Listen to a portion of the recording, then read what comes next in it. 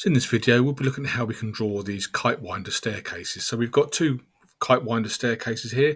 The one on the left, this one here is drawn automatically by Revit.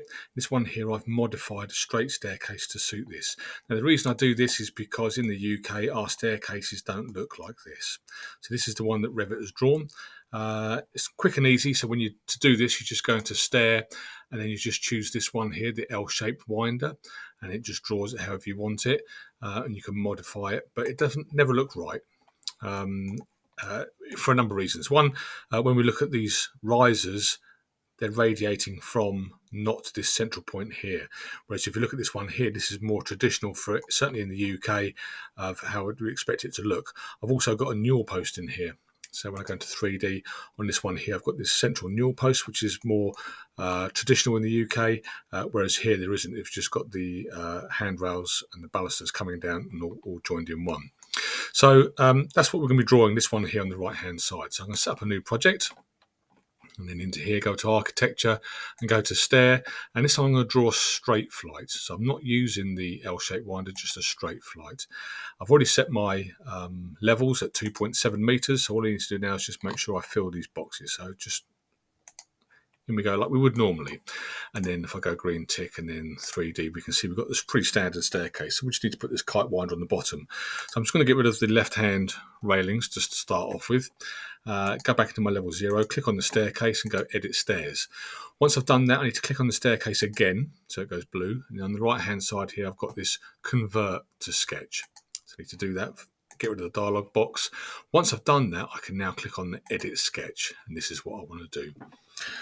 So when I'm in here, I can now start altering things. And you've probably seen me do this with the geometric staircase if you've watched any of the other videos.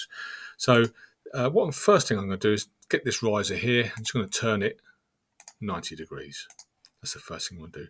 Once I've done that, I'm just going to drag it down, just to unjoin those elements. It's not a problem.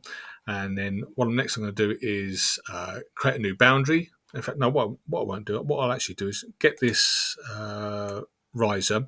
I'm going to use it as a measuring stick. I'm just going to lay it over the top of the boundary, click on the boundary of this one, and then move this boundary back. And what I've done is I've moved that boundary back to here. So the green line now only comes up as far as this point here, because that's where I want the boundary to come. And eventually it will come off here. What I can now do is create a new boundary. So up at the top here in my drawing palette, click on boundary and straight line tool. I'm just going to let it run past a bit. I'll trim the end of that in a minute when I know what size I want it to be. Now I want to start creating these the kite winders themselves. So to do that, I'm just going to drag this one into here, along with this one as well, because this is the central radiating point that they're going to come from. And once I've done that, I'm just going to drag this one down. And then in here, I can just write 22.5 degrees. I know it's 22.5 degrees because there's going to be 4 segments and it's 90 degrees. So just divide 90 by 4. That's what gives me my 22.5 degrees. So I'm going to bring that back down to there. This one here, quite obviously, will go right into the corner. So that'd be at 45 degrees.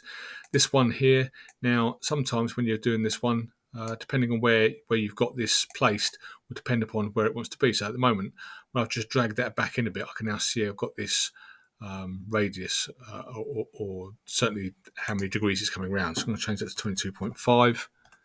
That brings it to the right angle, and I can now just extend that up. These have to touch the green line. So I've now got these equally spaced around here. The other thing I need to do is this stair path, and what I'll do is I'm going to drag this back to here, so it's central. Eventually I will extend this down, but what I need to do first of all is create another step down here. But if I just create another step, it'll make the staircase too long, because at the moment it's all been set up for a 2.7 meter finished floor to finished floor. So what I need to do is pinch one from over here and then put it down here. So what I'm going to do is this top one here, I'm just going to delete that one. And I'm then going to go another riser, and then I'm actually going to do it 250 millimeters away from 250 millimeters away from this next boundary line. The reason I'm doing it 250 millimeters is because that's what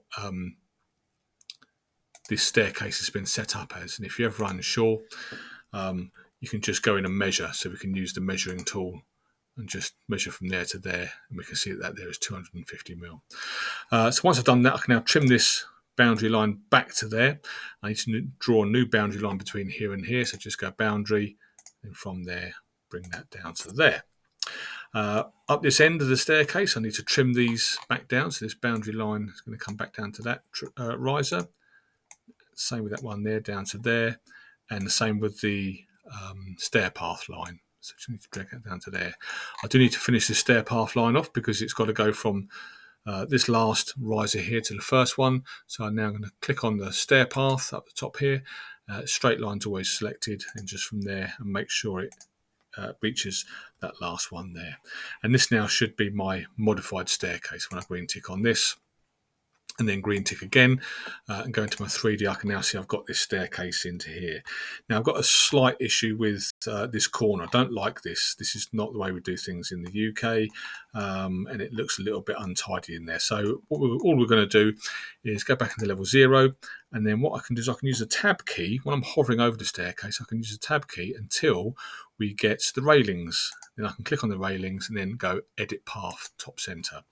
And once I've done that, this one here, I'm just going to get rid of. I don't want any railings coming down here. I just want this railing going across there. So green tick that, and again back into my 3D. We can now see we've got this point here. Obviously it's still incorrect in this point here. We need to have some kind of newel post. The other thing I'm going to do is going to make this one a cut string on the outside here. So when I click on the staircase and go edit type, in the type properties box, I've got the right support which says stringer closed. I'm just going to change that to carriage open and click apply and OK.